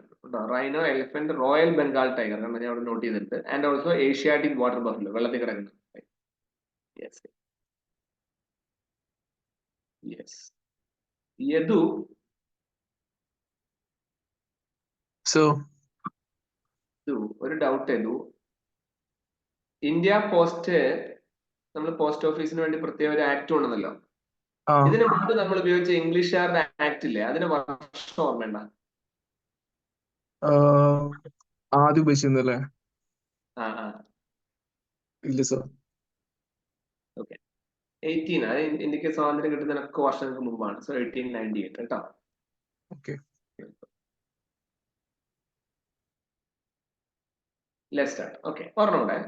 ഞാൻ ചോദ്യം ചോദിക്കുന്ന കൂടെ നിങ്ങൾ ശ്രദ്ധിച്ചിരിക്കണം കേട്ടോ. ഞാൻ ഒന്നുകൂടെ അക്ഷതാമിത്രനെ ചോദിക്കാം. അക്ഷതാമിത്രൻ ഇവിടെ ഉണ്ടോ? ഇല്ല. അപ്പൊ അത് തന്നെ പരിപാടി. ഞാനൊക്കെ ഓൺലൈൻ ക്ലാസ്സിൽ കയറുവാണെങ്കിൽ എന്ത് ചെയ്യുന്നറിയാം, ഇതുപോലെ മൈക്ക് എടുത്ത് ഫോണെല്ലാം സെറ്റ് ചെയ്തിട്ട് വേറെ എന്തെങ്കിലും പരിപാടിക്ക് പോകും. നിങ്ങളും അത് തന്നെ ചെയ്യണ്ടല്ലേ? ശരിയാക്കി തരാം. Okay, so first one is, നമുക്ക് ഇന്നത്തെ നോട്ടില് അടുത്തത് നാഷണൽ ഗ്രീൻ ഹൈഡ്രജൻ മിഷൻ. കേൾക്കുമ്പോൾ തന്നെ അറിയാം. ഓക്കെ, പൊല്യൂഷൻ കുറയ്ക്കണം നമുക്ക് രാജ്യത്ത്. സ്വാഭാവികമായിട്ടും എനർജീസ് റിന്യൂ ചെയ്യാവുന്ന പരിപാടിയാണ്. ഹൈഡ്രജൻ ധാരാളമായിട്ടുണ്ട്. So union ministry of news and renewable energy, MNRE. Okay, so MNRE publish ചെയ്തു. എന്തിനാണ്? ചില ഗ്രീൻ ഹൈഡ്രജൻ ഉപയോഗിക്കണം. അതിനുവേണ്ടി നമ്മൾ നാഷണൽ ഗ്രീൻ ഹൈഡ്രജൻ മിഷൻ തുടങ്ങി. അതിനുവേണ്ടി കുറച്ച് പൈസയൊക്കെ മാറ്റി വെച്ചിട്ടുണ്ട്. എന്നിട്ടൊരു ഒരു പ്ലാൻ ഇടുവാണ് നമ്മൾ, നന്നായിട്ട് ഹൈഡ്രജൻ ഇങ്ങനെയുള്ള കാര്യങ്ങളെ നമ്മൾ ബൂസ്റ്റ് ചെയ്യണം. അതാണ് strategic intervention for green hydrogen transition SIGHT programme. Important ആണ്, ഫുൾ ഫോം ഓർത്തോളൂ. അപ്പൊ എന്താണ് നാഷണൽ ഗ്രീൻ ഹൈഡ്രജൻ മിഷൻ? 21-ലാണ് നമ്മൾ ലോഞ്ച് ചെയ്യുന്നത്. ഏത് ഡിപ്പാർട്ട്മെന്റ് ആണെന്നുള്ളത് എഴുതിയിട്ടുണ്ട്. ഓക്കെ, എന്തിനായിരിക്കും ഉദ്ദേശിക്കണേ? നമ്മുടെ ഹൈഡ്രജൻ എനർജിയിലേക്ക് മാറാൻ വേണ്ടിയാണ്. അപ്പം ഹൈഡ്രജനെ ഉണ്ടാക്കി അല്ലെങ്കിൽ അതുമായിട്ട് ബന്ധപ്പെട്ടുള്ള എക്സ്പോർട്ട് ചെയ്ത് രാജ്യത്ത് പുരോഗതി ഉണ്ടാക്കുക എന്നുള്ളതാണ്. അപ്പൊ അങ്ങനെ ചെയ്യുന്നത് വഴി ഗവൺമെന്റ് ഓഫ് ഇന്ത്യയില് 2022 ബജറ്റില് ഇതിനു വേണ്ടി ഒരു മിഷൻ ലോഞ്ച് ചെയ്തു. Prime minister national hydrogen mission വേണമെന്ന് ഇൻഡിപെൻഡൻസ് ഡേയിലും പുള്ളി പ്രഖ്യാപിച്ചിട്ടുണ്ട്, അനൗൺസ് ചെയ്തു. ഓക്കെ, അപ്പം ഗ്രീൻ ഹൈഡ്രജൻ ഉണ്ടാക്കുകയും അത് ഉപയോഗിച്ച് എനർജി പരിപാടികൾ അല്ലെങ്കിൽ എനർജി മേഖലകളിൽ കൂടുതലായിട്ട് റിസർച്ച് ചെയ്യുകയും അതിന് പബ്ലിക്കും പ്രൈവറ്റും പാർട്ട്ണർഷിപ്പ് ചെയ്ത് റിസർച്ച് ആൻഡ് ഡെവലപ്മെന്റ് ചെയ്ത് നല്ല രാജ്യത്തിന് പുരോഗതി ഉണ്ടാകുന്ന രീതിയിലുള്ള ഹൈഡ്രജൻ ബേസ് ചെയ്തിട്ടുള്ള ഫ്യൂവൽസും ഒക്കെ ഉണ്ടാക്കണം എന്നുള്ളതാണ് ഈ മിഷന്റെ ഉദ്ദേശം. വേറൊന്നുമില്ല. ഓക്കെ, അപ്പൊ സ്വാഭാവികമായിട്ടും ഇത് സോളാർ, ഇതിന്റെ ഒരു ഇംപ്ലിമെന്റ് ഏജൻസി ആയിട്ട് സോളാർ എനർജി കോർപ്പറേഷൻ ഓഫ് ഇന്ത്യനെ അപ്പോയിന്റ് ചെയ്തു എന്നുള്ളതും നമുക്ക് ന്യൂസിലുണ്ട്. ഓക്കെ, സോ ഇങ്ങനെയുള്ള ഹൈഡ്രജൻ ബാറ്ററികൾ ഉണ്ടാക്കാം, ഹൈഡ്രജൻ ബേസ് ചെയ്തിട്ട് ഫ്യൂവൽസ് പ്രിപ്പയർ ചെയ്യാം. അപ്പൊ അതിനൊക്കെ പ്രത്യേകത വേറൊന്നുമില്ല. ഇപ്പൊ നമ്മളൊരു വണ്ടിക്കകത്ത് പെട്രോൾ അടിച്ചു കഴിഞ്ഞാൽ വണ്ടിയുടെ പുറത്തേക്ക് വരുമ്പോൾ എന്താ പറ്റുക? അത് carbon dioxide, monoxide, nitrogen oxide ഒക്കെ വരും. അപ്പൊ അത് എൻവയറമെന്റ് പൊല്യൂഷൻ. അപ്പൊ അതിനെ ഒന്ന് റീപ്ലേസ് ചെയ്യാന്നുള്ളൊരു കൺസെപ്റ്റിലായിട്ടാണ് നാഷണൽ ഹൈഡ്രജൻ മിഷൻ ലോഞ്ച് ചെയ്തത്. Okay, so this is also very very important topic. And the next important topic is about the Gujarat. ഈ ഗുജറാത്ത് ഭയങ്കര രസമുള്ള ഒരു സ്ഥലമാണ്. നമ്മൾ പലപ്പോഴും ഗുജറാത്തിനെ കുറിച്ച് കേരളത്തിലുള്ള തെറ്റിദ്ധാരണ ആൾക്കാർക്കുണ്ട്. ഗുജറാത്ത് ഇന്ത്യയെ സംബന്ധിച്ച് ഏറ്റവും കൂടുതൽ ബിസിനസ് ക്രിയേറ്റ് ചെയ്ത ഒരു രാജ്യമാണ്, ഐ മീൻ സ്റ്റേറ്റ് ആണ്. അപ്പൊ അവിടെ international finance tech city. Okay, അപ്പം അങ്ങനെ ഒരു ഗിഫ്റ്റ് എന്നാണ് അതിന് പേരിട്ടേക്കുന്നത്, ഗിഫ്റ്റ് സിറ്റി. അപ്പം ഗവൺമെന്റ് ഓഫ് ഇന്ത്യ അങ്ങനെ ഒരു സിറ്റി പണിയാണ്. അല്ലെങ്കിൽ ഇന്റർനാഷണൽ, നമുക്കറിയാം, നിങ്ങൾ കേട്ടോ പണ്ട് വേൾഡ് ട്രേഡ് ആക്ട് ആക്രമണം, അൽ ഖ്വയ്ദയുടെ ഒസാമ ബിൻ ലാദൻ എന്ന ടെററിസ്റ്റ് അദ്ദേഹത്തിന്റെ അനുയായികളോട് ചേർന്ന് അമേരിക്കയുടെ കറക്റ്റ് നടുക്കുള്ള വേൾഡ് ട്രേഡ് സെന്റർ, എന്ന പേര് തന്നെ എന്താ, വേൾഡ് ട്രേഡ് സെന്റർ ആണ്. ലോകത്തിന്റെ എല്ലാ കച്ചവടങ്ങളും കൺട്രോൾ ചെയ്യുന്ന സെന്റർ. അതുപോലെ ഇന്ത്യക്കുണ്ട്, അല്ലെ ഉണ്ടാക്കുന്നു. അപ്പൊ അവിടെ എന്തൊക്കെയുണ്ട്? ഇന്റർനാഷണൽ എക്സ്ചേഞ്ചുകൾ, അങ്ങനെയുള്ള എല്ലാ കാര്യങ്ങളും, സെക്യൂരിറ്റീസ്, അല്ലെങ്കിൽ ഗവൺമെന്റിന്റെ ഷെയറുകൾ എല്ലാം വിൽക്കാനും വാങ്ങാനും കച്ചവടം ചെയ്യാനുള്ള ഒരു സിറ്റി ഉണ്ടാക്കി. So that is international Gujarat international finance tech city, gift city. ആ ഗിഫ്റ്റ് സിറ്റിക്ക് ഒരു code international finance service centre ആയി. അതാണ് ഗിഫ്റ്റ് IFSC എന്ന് പേരിട്ടത്. ഓക്കെ, ഇത്രയേ ഉള്ളൂ. അപ്പൊ ഇത് ഗവൺമെന്റ് ഓഫ് ഇന്ത്യ, നമ്മുടെ ഇന്ത്യൻ ഗവൺമെന്റിന്റെ കോർപ്പറേറ്റ് അഫയേഴ്സിന്റെ ഒക്കെ മന്ത്രി നിർമ്മല സീതാരാമൻ ലോഞ്ച് ചെയ്ത പ്രോജക്റ്റ് ആണ്. സോ വളരെ ബ്യൂട്ടിഫുൾ ആയിട്ടുള്ള പ്രോജക്റ്റ് ആണ്. സോ അതിന്റെ ഭാഗമായിട്ട് maiden international financial service centre ഇന്ത്യയിൽ സ്റ്റാർട്ടായി. ഗിഫ്റ്റ്, ഇത്രയേ ഉള്ളൂ. അപ്പൊ അതിന് ഉദ്ദേശം എന്താണ്? ഗ്ലോബൽ ആയിട്ട് ലോകത്തിലുള്ള എല്ലാ ഫിനാൻസ് സ്ഥാപനങ്ങളെയും തമ്മിൽ കണക്ട് ചെയ്തിട്ട് ഇന്ത്യയിലേക്ക് പൈസയുടെ ഒഴുക്ക് കൂട്ടുക. അത് എന്തുകൊണ്ട് ഗുജറാത്ത് സെലക്ട് ചെയ്തെന്ന് നിങ്ങൾക്ക് ചിന്തിക്കാതെ, കാരണം ഗുജറാത്തിലാണ് ലോകത്തിലെ ഇന്ത്യയുടെ ഏറ്റവും കൂടുതൽ കച്ചവടക്കാരിരിക്കുന്നത്. ഓക്കെ, സോ അതുകൊണ്ട് തന്നെ ആ ഗിഫ്റ്റ് സിറ്റിയെ കുറിച്ച് ഇത്രയും പോയിന്റ്സ് ആണ് നമുക്ക് ഓർത്തിരിക്കാനുള്ളത്. വേറുള്ളത് ബാക്കിയുള്ളത് വരുന്നേ ഉള്ളൂ. ഇത്രയും കാര്യങ്ങൾ ഓർത്തു വെക്കുക. അടുത്തത് സ്വച്ഛ് സർവേക്ഷൺ 2020. സ്വച്ഛ് സർവേക്ഷൺ എന്ന് പറയുമ്പോൾ തന്നെ അറിയാം, വൃത്തിയായിട്ട് ബന്ധപ്പെട്ടാണ്. Clean city. അതപ്പോൾ അതിനുവേണ്ടി എന്തൊക്കെ ചെയ്തിട്ടുണ്ട്? അവാർഡുകൾ പ്രഖ്യാപിച്ചു. അത് നല്ല സിറ്റിയുണ്ട്. അപ്പൊ ഏത് മിനിസ്ട്രിയാണ് ഇത് പരിപാടി സംഘടിപ്പിച്ചത്? Housing and urban affairs ministry, MOHUA, MOA. Okay, അവര് എന്ത് കൊടുക്കുവാണ്? അവാർഡുകൾ പ്രഖ്യാപിക്കും. 13 അവാർഡീസ്. ഏത് category? Clean city, cleanest cantonment, Safai Mitra Suraksha, Ganga town, best performing state, എല്ലാത്തിനും അവാർഡ് കൊടുക്കുന്നുള്ളൂ. വേറെ വലിയ ന്യൂസ് ഒന്നുമില്ല. ഈ സൂററ്റ് ഉണ്ടല്ലോ, സൂററ്റിലെ ഒരു തുറമുഖ സിറ്റി ഉണ്ട്, അതാണ് ടോപ്പ് ഓണേഴ്സ് കിട്ടിയെന്നുള്ളത്. Surat. Okay, alongside Indore who conquered the top spot along 6 consecutive years. സ്ഥിരമായിട്ട് ജയിച്ചുകൊണ്ടിരിക്കുകയാണ്. ഓക്കെ, പിന്നെ 5 ലക്ഷം രൂപ, അങ്ങനെ കുറച്ച് കാറ്റഗറി ഉണ്ട്. ജസ്റ്റ് നിങ്ങൾ വായിക്കാമേ ഉള്ളൂ, വേറെ ഇമ്പോർട്ടന്റ്. ഇനി കണ്ടോൺമെന്റ് നമുക്ക് നോക്കിക്കഴിഞ്ഞാൽ മധ്യപ്രദേശിന്റെ മൗ എന്ന് പറഞ്ഞു കഴിഞ്ഞാല് ഈ മിലിറ്ററിയിലെ, ഇന്ത്യൻ മിലിറ്ററിയുടെ ഒരു ട്രെയിനിങ് സെന്ററാണ് മൗ. അവർക്കാണ് കണ്ടോൺമെന്റ് ബോർഡിലെ ഏറ്റവും ക്ലീനസ്റ്റ് അവാർഡ് കിട്ടിയത്. ഇനി ഗംഗയുടെ തീരത്തുള്ള ടൗണുകൾക്ക് അവാർഡ് കിട്ടിയിട്ടുണ്ട്. ക്ലീനസ്റ്റ് ഗംഗ ടൗൺ വാരണാസിയും പ്രയാഗ്രാജിനുമാണ് അവാർഡ് കിട്ടിയത്. എനിക്ക് അത്ഭുതമുണ്ട്, കാരണം വർഷങ്ങൾക്ക് മുമ്പ് ഞാൻ ഈ പ്രയാഗ്രാജിൽ പോണ സമയത്ത് പ്രയാഗ്രാജ് എന്നുള്ള സ്ഥലത്തിന്റെ പേര് മുഗൾ സറായി എന്നായിരുന്നു. വർഷങ്ങൾക്ക് മുമ്പാണ്. സോ മുഗൾ സറായി. വാരണാസി ഒക്കെ ഇറ്റ്സ് വെരി പണ്ട് തൊട്ടേ ഉള്ള സിറ്റിയാണ്. It's very oldest city. ലോകത്തിലെ ഏറ്റവും പുരാതന സിറ്റിയാണ് Varanasi. Definitely when you get a chance go there. Beautiful place. ഇപ്പം അതിമനോഹരമായിട്ടുള്ള സ്ഥലമാണ്. ഇപ്പൊ ആണെങ്കിൽ വീണ്ടും അതിമനോഹരം. അന്ന് മനോഹരമാണ്, ഇപ്പൊ അതിമനോഹരം വാരണാസി. അപ്പൊ ഈ വാരണാസിയും പ്രയാഗ്രാജിലും ഒക്കെ പണ്ട്, ഐ മീൻ പഴയ മുഗൾ സറായിലൊക്കെ വൃത്തി എന്ന് പറഞ്ഞ കാര്യം ഉണ്ടായിരുന്നില്ല ഞാനൊക്കെ പോണ സമയം. ഇപ്പൊ ആ 2 സ്ഥലങ്ങൾക്കും ഇന്ത്യൻ ഗവൺമെന്റിന്റെ അല്ലെങ്കിൽ ഈ പറഞ്ഞ ക്ലീനസ്റ്റ് ഗംഗാ ടൗണിന്റെ അവാർഡ് കിട്ടിയെന്ന് പറയുമ്പോൾ എനിക്കിത് അത്ഭുതമാണ്. ന്യൂസ് ചിലപ്പോൾ കാലം മാറിയിട്ടുണ്ടാവും. ഓക്കെ, അതാണ് ക്ലീനസ്റ്റ് ഗംഗാ ടൗൺ. ഇനി മഹാരാഷ്ട്ര, മധ്യപ്രദേശ്, ഛത്തീസ്ഗഡിനാണ് പെർഫോമിംഗ് സ്റ്റേറ്റ് അവാർഡ് കിട്ടിയത്.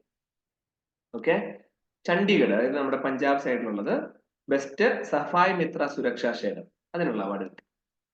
ഓക്കെ, 110 അവാർഡുകളാണ് മൊത്തം കൊടുത്തത്. അപ്പൊ എന്താണ് ഈ സ്വച്ഛ് സർവേക്ഷൺ എന്ന് പറഞ്ഞാൽ? വേറൊന്നുമില്ല. Okay, largest urban sanitation cleaning survey. Okay, survey നടത്തുവാണ് എത്രയൊക്കെ രാജ്യങ്ങൾ എന്തൊക്കെ ചെയ്തു.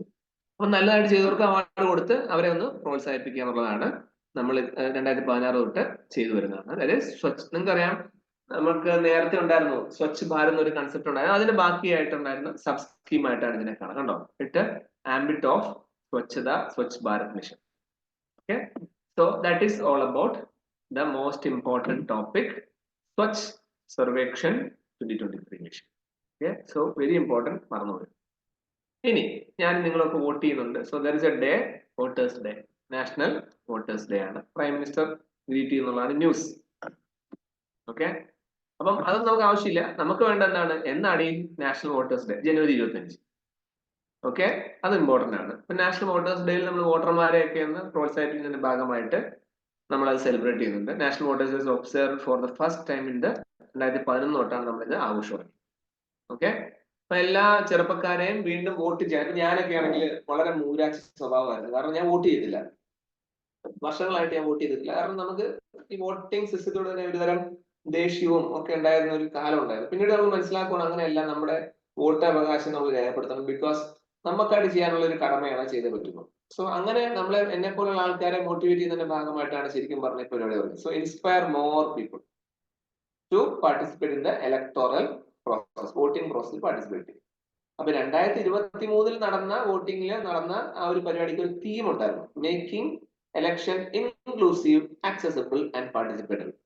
അതില് ഇമ്പോർട്ടന്റ് ഉണ്ടോ? ആക്സസിബിൾ എന്നൊരു വാക്ക് വളരെ ഇമ്പോർട്ടന്റ്. കാരണം എന്താ, പല ആൾക്കാർക്കും ചിലപ്പോൾ ഈ വോട്ടിംഗ് സെന്ററുകൾ ദൂരെ ആയതുകൊണ്ട് അത്രയും ട്രാവൽ ചെയ്ത് പോകണല്ലോ എന്ന് വിചാരിച്ച് അവരാരും വോട്ട് ചെയ്തില്ല. ഓക്കെ, അങ്ങനെ ഉണ്ടായിട്ടുണ്ട്. അപ്പൊ അങ്ങനെ ഉണ്ടായിട്ടുണ്ടെങ്കിൽ അവരുടെ അടുത്തേക്ക് വോട്ട് ചെയ്യാനുള്ള മെഷീനുമായിട്ട് ചെല്ലുന്ന ഒരു സംവിധാനം ഈ വർഷം കഴിഞ്ഞ വർഷം നടന്ന മീൻസ് ഈ വർഷം നടന്ന ഇലക്ഷനിലൊക്കെ ഉണ്ടായിരുന്നു. അപ്പൊ അതുകൊണ്ട് തന്നെ തീം വെച്ചിട്ടുള്ള അല്ലെങ്കിൽ ആക്സസബിൾ എന്നുള്ളൊരു കൺസെപ്റ്റ് അവിടെ വർക്ക്ഔട്ട് ആയി. Okay, so that is about the national voters day. ഇനി നമുക്ക് നോക്കാനുള്ള next important topic is national പാർക്കാണ് കുണോ അല്ലെങ്കിൽ കുനോ നാഷണൽ പാർക്ക്.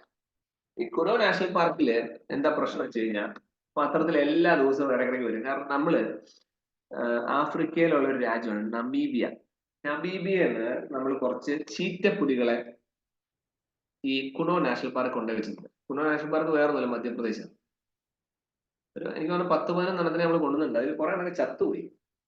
ഓക്കെ, അപ്പോ എന്തിനാണ് ചീറ്റപ്പുലികളെ ഇവിടെ കൊണ്ടുവരുന്നതെന്ന് വെച്ചാൽ ഭയങ്കര ഇൻട്രസ്റ്റിംഗ് ആണ് കേട്ടോ. എൻവയറമെന്റ് ടോപ്പിക്കാണ്. എൻവയറമെന്റ് ടോപ്പിക്കില് എൻവയറമെന്റ് നിങ്ങൾ പഠിച്ചിട്ടുണ്ടാവും. നിങ്ങൾ ഇങ്ങനെ ഇമാജിൻ ചെയ്യുക, ഒരു കാട്. ആ കാട്ടിൽ 100 മാൻകുട്ടികളുണ്ട്. ഓക്കെ, 100 മാൻകുട്ടികൾ, 10 ചെന്നായ്ക്കൾ, 5 കടുവ, 2 സിംഹം.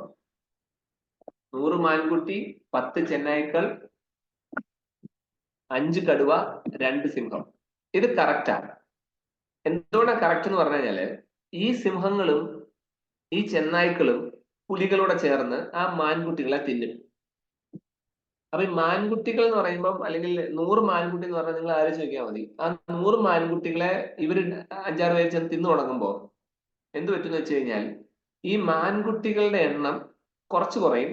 പക്ഷെ അടുത്താണ് വീണ്ടും ഒരു പ്രൊഡക്ഷൻ ചെയ്യുമ്പോൾ വീണ്ടും അത് ബാലൻസ് ആയി. അപ്പൊ ആ കാട് ഒരു ബാലൻസ് സിസ്റ്റത്തിൽ പോകും. ഇനി ഇങ്ങനെ നിങ്ങൾ വിചാരിക്കുക, ഇവിടെയുള്ള സിംഹങ്ങൾ മുഴുവൻ ചത്തുപോയി, പുലിയും ചത്തുപോയി, ചെന്നായ്ക്കളും ചത്തുപോയി എന്ന് വിചാരിക്കുക. അപ്പൊ എന്ത് പറ്റുമെന്ന് വെച്ചാൽ ഈ മാൻകുട്ടികൾ വല്ലാതെ പെറ്റുപെരുകി അവരാ കാട്ടിലുള്ള സകലമാന ചെടികളും തിന്നു തീർക്കും. അപ്പൊ ചെടികളുടെ വേരോട് കൂടി കടിച്ചു തിന്നുന്ന ലെവലിലേക്ക് വന്നു കഴിഞ്ഞാൽ എന്ത് പറ്റും? ആ കാടുകളിലുള്ള ചെടികൾ പിന്നെ വളരില്ല. ചെടികൾ വളരില്ലെങ്കിൽ ചെടി കിട്ടാതെ ആ മാൻകുട്ടികൾ ചത്തുപോകും.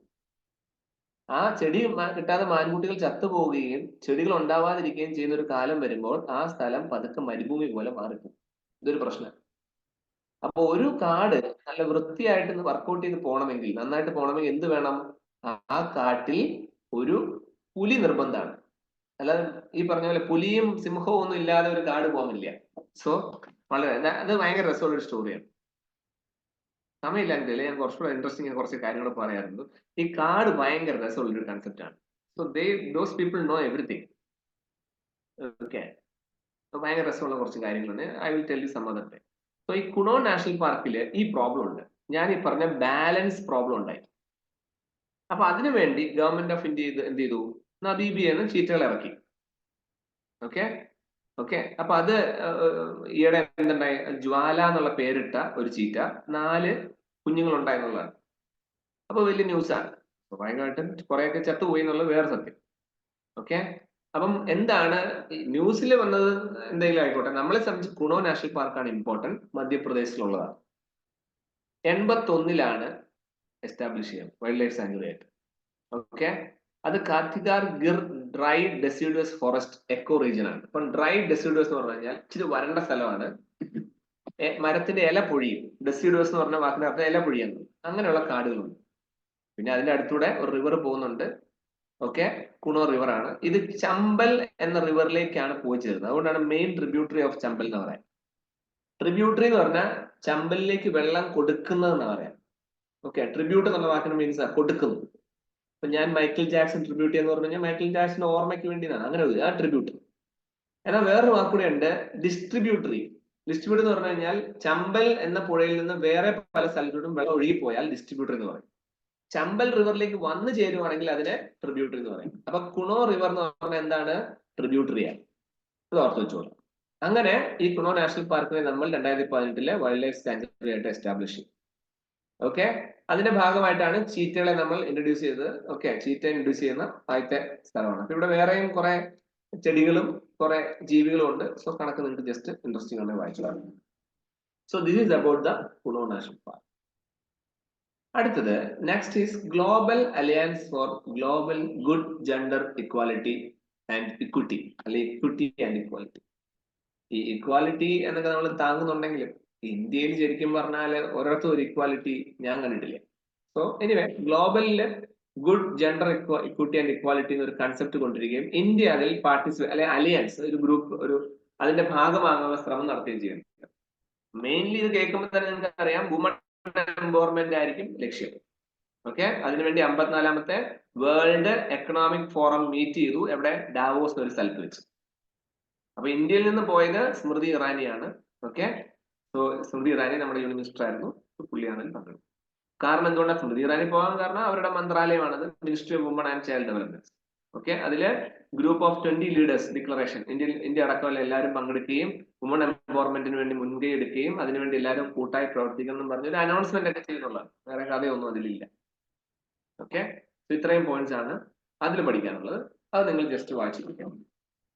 ഓക്കെ, അപ്പൊ നമുക്ക് ഇതിലൊന്ന് റിവേഴ്സ് ചെയ്യാം. In this exclusive note, we discuss about the first important topic, National Green Hydrogen Mission. Very, very important. And the second important topic is about the Gift City. Gift City എന്ന് ഭയങ്കര രസമാട്ടോ, അന്വേഷിക്കണം എല്ലാവരും. And the third one is Swachh Sarvekshan. Award കൊടുത്ത കാര്യങ്ങളാണ്, ഓർത്തോളാം. ഒത്തിരി award കൊടുത്തിട്ടുണ്ട്. അത് ഞാൻ എന്തൊക്കെ കൊടുത്തു കൃത്യമായിട്ട് ഓർത്തോളാം. Next is National Voters Day. And the next one is Kuno National Park. Finally, ഒരു meeting, Global Alliance for Good Gender Equity and Equality. Okay.